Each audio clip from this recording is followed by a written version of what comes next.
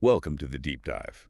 Today we're heading down to Charlotte, North Carolina, taking a closer look at the legendary Quail Hollow Club. Absolutely. Of Uh, course, it's consistently ranked among the very best in the U.S. It demands everything from the players. It really does. And the big reason we're focused on it now, Quail Hollow is getting ready to host major, again, the 2025 PGA Championship. That's right. Coming back this May 12th to the 18th specifically. So the eyes of the golf world will be glued to it. And to really get what the players are up against, we've dug into the details hole by hole. Yeah, our goal here, our mission, if you like, is to give you a really solid feel for what makes Quail Hollow so famous and, frankly, so tough. Exactly. We want you to understand the kind of thinking, the sheer precision that's needed, especially with the PGA Championship coming up. Okay, let's dive in. Course overview first. Sounds good. So Quail Hollow, it's a par 71. And the yardage, it stretches out to 7,626 yards. Wow, that's long. It is. That length alone tells you, being long off the tee. Definitely an advantage here, a big one. And you can't talk about Quail Hollow without mentioning the Green Mile. Oh, for sure. Holes 16, 17, and 18. We'll break those down in detail later, but yeah. That finishing stretch is notorious. It can completely flip a tournament leaderboard. It's known as a real pressure cooker, right? Absolutely. But honestly, the test starts right from hole 1. Let's walk through it, see it makes these holes tick. Okay, hole 1, par 4, 505 yards. That sounds like a pretty tough handshake to start the round. It definitely is. Doesn't ease you in. Ideally, off the tee, you want a little left to right shape on the ball. Why is that? Well, there are bunkers down the left side of the fairway you really want to avoid, especially right at the start, and then the approach. It's to this narrow green. A narrow one. And undulating. Lots of subtle slopes makes putting really tricky. Plus, it's got 3 pretty big bunkers guarding it. So yeah, walking off with a par on 1. That feels good. No gentle start then. Okay. Hole 2, par 4, 452 yards. This one's a hard dog leg left. What's the challenge with that sharp turn? Well, the fairway itself, it slopes quite strongly from left to right. Ah, so it's hard to hold the fairway. Exactly, like trying to land your ball on a tilted table. It wants to run away from the ideal spot. Then the second shot is uphill to a green that also tilts pretty sharply to the right. Okay. And there's this closely mown area just below the green, kind of like a shaved bank, missed short, and your ball could roll way down. Plus, the green slopes hard from back to front. Downhill putts are fast. Yikes.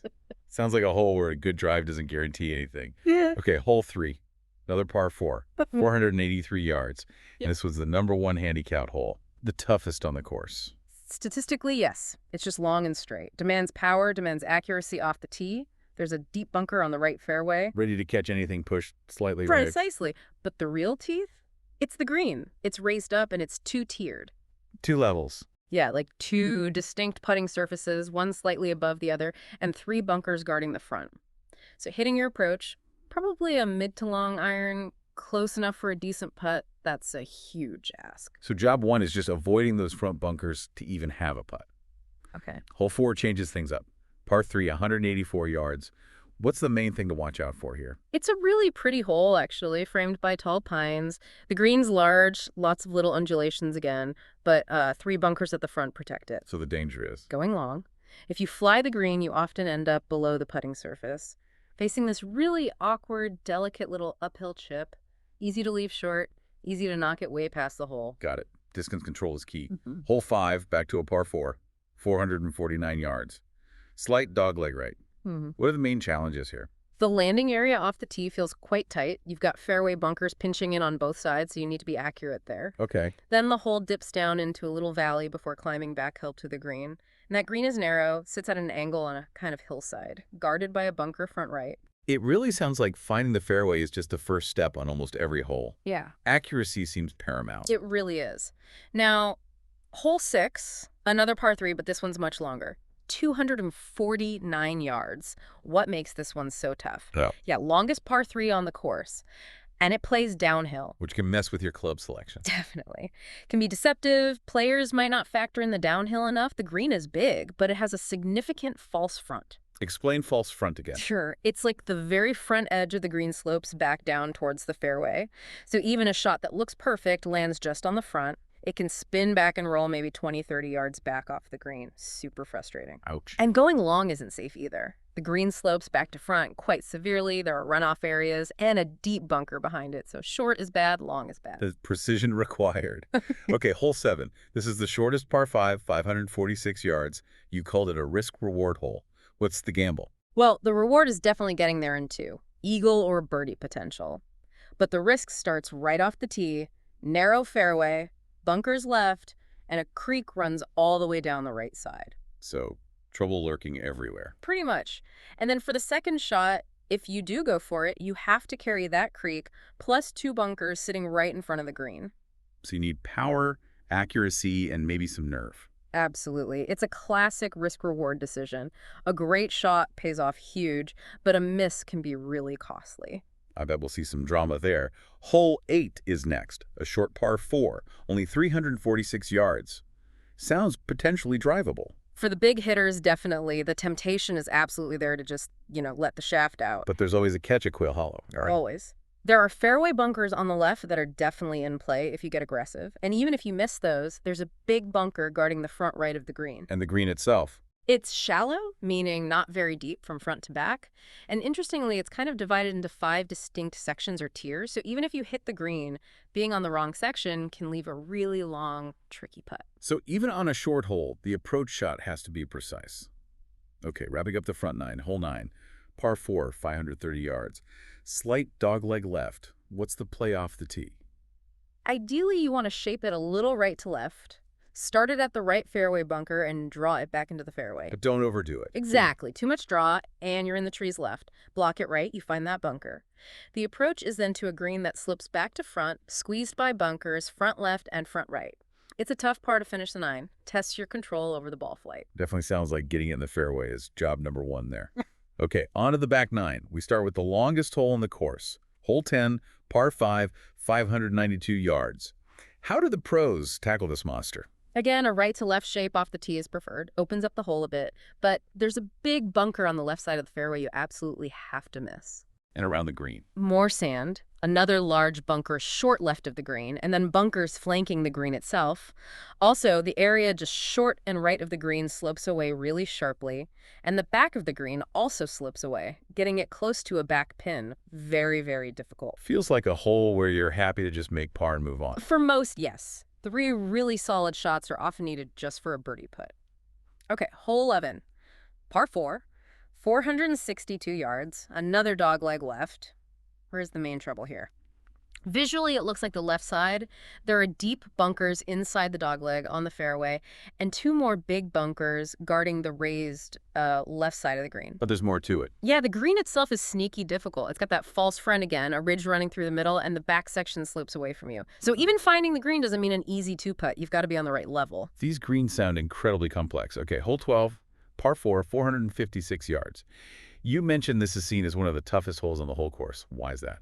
It just demands precision on every single shot. No let-up, the fairway's narrow, tree-lined, and ideally you want a little left-to-right fade off the tee. And the approach. The approach has to carry a false front, and then crucially there's a big ridge that basically cuts the green into a front tier and a back tier. So hitting the wrong tier is bad news. Very bad news. If the pin's on that back tier and you land it on the front, you're looking at a really long, severely uphill putt. Making par from there is a huge win. Wow. Sounds like a hole that requires perfect planning and execution. Next up, hole 13, a par 3, 205 yards. What are the key thoughts on this tee? Number 1 priority is getting the ball deep enough. You absolutely must carry a very severe false front. There's also a closely mown area short and right. And ending up there is no fun. No fun at all. You're left with a really delicate chip uphill onto a green that slopes quite dramatically from back to front. So even on a par 3, coming up short can leave you scrambling hard for par. Even the par 3s have serious bite. Okay, hole 14, another shortish par 4, 344 yards. You said this is a risk-reward decision again? Go for it, or lay up. Let's break down the options. Okay, laying up seems safer, right? But it's not simple. The layup zone itself has water left and a deep bunker left. You still need a precise shot after the layup to find the long, narrow green. And if you go for the green off the tee? Well, the fairway does slope a bit right to left, which can help funnel the ball towards the green. But anything short or pulled left finds that water. Push it right, you've got bunkers and that closely mown runoff area. So neither option is easy. Not at all. We often see big swings here, eagles, birdies, but also doubles or worse. It's a potential turning point. Could be a pivotal hole in the championship. Hole 15 is next, par 5, 577 yards. What's the strategy here? Ideal tee shot is down the left side. That takes the right fairway bunkers out of play and gives you the best angle, avoiding the water left. Then the second shot, it's uphill. Uphill second shot, yeah. And you're facing an array of bunkers. There's one in the common layup area on the left, two more further up on the right, and then a big one right in front of the green, with collection areas mown tight on either side. And the green itself. Slopes back to front, like many here, and it has a ridge creating two distinct front sections. It's a very strategic par 5. Positioning on every shot is key. Okay, deep breath. We've arrived. The Green Mile starts with hole 16, par 4, 529 yards. It's a dogleg, right?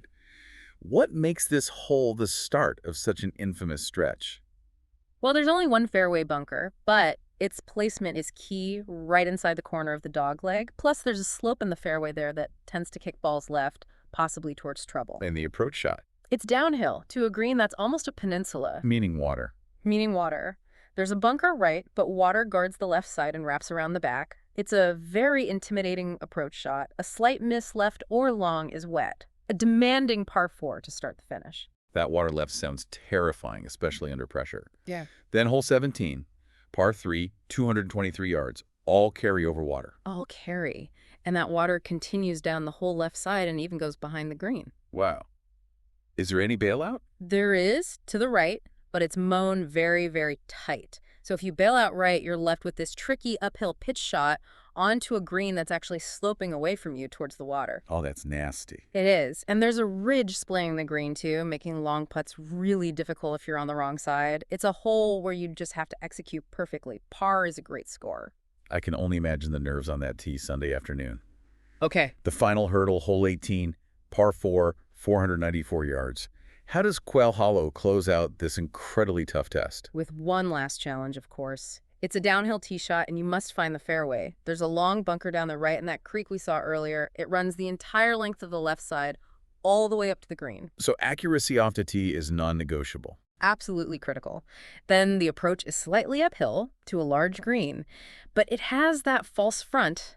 Again, two bunkers right, the creek menacingly close on the left, and, you guessed it, another ridge running through the middle. Just relentless. It really is. It's a finishing hole that can absolutely decide the championship. No easy pars here. Wow. What a journey through an incredible and clearly demanding golf course.